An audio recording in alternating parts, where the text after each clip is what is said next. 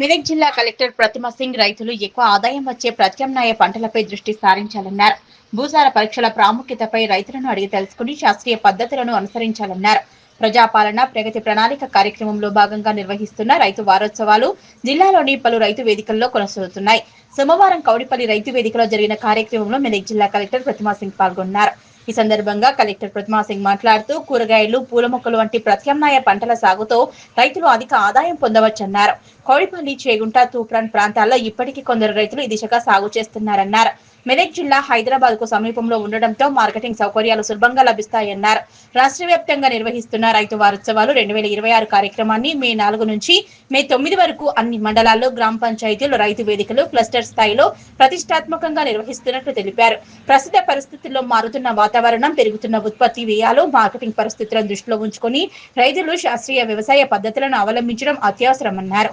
రైతు వారోత్సవాల ద్వారా ప్రతి రైతుకు నేరుగా చేరుకుని క్షేత్రస్థాయిలో అవగాహన కల్పించడం అధికారులను ఆదేశించారు. జిల్లాలో ఒక్క రైతు కూడా మిగలకుండా కార్యక్రమాల్లో పాల్గొనేలా ప్రత్యేక కార్యాచరణ రూపొందించాలని, రైతు వేదికలను కేంద్రంగా చేసుకుని ముఖాముఖి సమావేశాలు, క్షేత్ర ప్రదర్శనలు, సాంకేతిక సదస్సులు, ప్రత్యక్ష శిక్షణ కార్యక్రమాలు నిర్వహిస్తున్నట్లు సూచించారు. ఈ కార్యక్రమంలో స్థానిక సర్పంచ్, ఉప సర్పంచ్ల ఫోరం జిల్లా ఉపాధ్యక్షులు చంద్రం కృష్ణగౌడ్, జిల్లా వ్యవసాయాధికారి దేవ్ కుమార్, శాస్త్రవేత్త కార్తిక్, ఏడీఏలు పుణ్యవతి, అనిత, ఏవో స్వప్న జాదవ్, తహసీల్దార్ కృష్ణ, ఎంపీడీఓ శ్రీనివాస్, స్థానిక వ్యవసాయ అధికారులు, సిబ్బంది మరియు వివిధ గ్రామాల రైతులు పాల్గొన్నారు.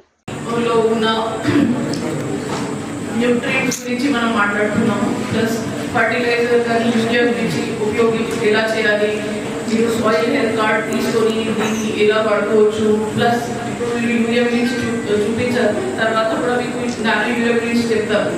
సో నేను అటెండ్ చేసిన తర్వాత వరి కాకుండా మీరు ఇంకా ఏదైనా పంట గురించి ఆలోచిస్తే, ఒకవేళ ఒకరికి తక్కువ భూమి ఉన్న 3-4 కలిపి కూడా వేరే పంట గురించి ఆలోచించి అది కూడా మనం ప్లాన్ చేసుకోవచ్చు. మనకి కూరగాయలు కానీ, పూల మొక్కలు కానీ, కొని పాలీ హౌస్ పెట్టుకొని వెజిటేబుల్స్ కానీ అట్లాంటివి కూడా మీరు ప్లాన్ చేసుకోవచ్చు. సో ఎస్పెషలీ కౌడిపల్లి మండలంలో నాకు తెలిసిన వరకు కొంతమంది రైతులు ఆల్రెడీ చేస్తున్నారు.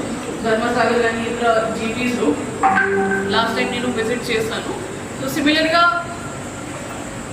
రైతులకి రిక్వెస్ట్ కి మీరు కూడా వరి కాకుండా వేరే పంట గురించి ఆలోచిస్తే మనకి కూడా బాగానే ఉంటుంది. మా మెదక్ జిల్లా హైదరాబాద్ చుట్టుపక్కలే కాబట్టి మార్కెటింగ్ కూడా ఇబ్బంది రాదు. ఇక్కడ నుంచి హార్డ్లీ 1 గంట కానీ 1.5 గంటలో మీరు మార్కెట్ కూడా పంపించగలుగుతారు.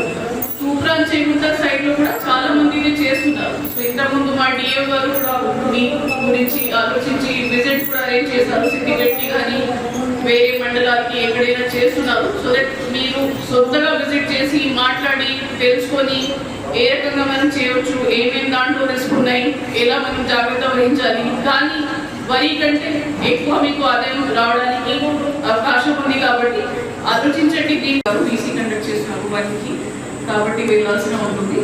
రిక్వెస్ట్ మీ అందరికి అటెండ్ చేయండి. మనకి ఇది తర్వాత కూడా చెప్తారు డిఓ గారు. యాక్చువల్లీ నాకు కూడా కొత్త సబ్జెక్ట్ ఇది, నేను కూడా నేర్చుకుంటున్నాను ఏమేమి ఉన్నాయి, ఎలా ఉన్నాయి, మా రైతులు ఎలా చేస్తున్నారు.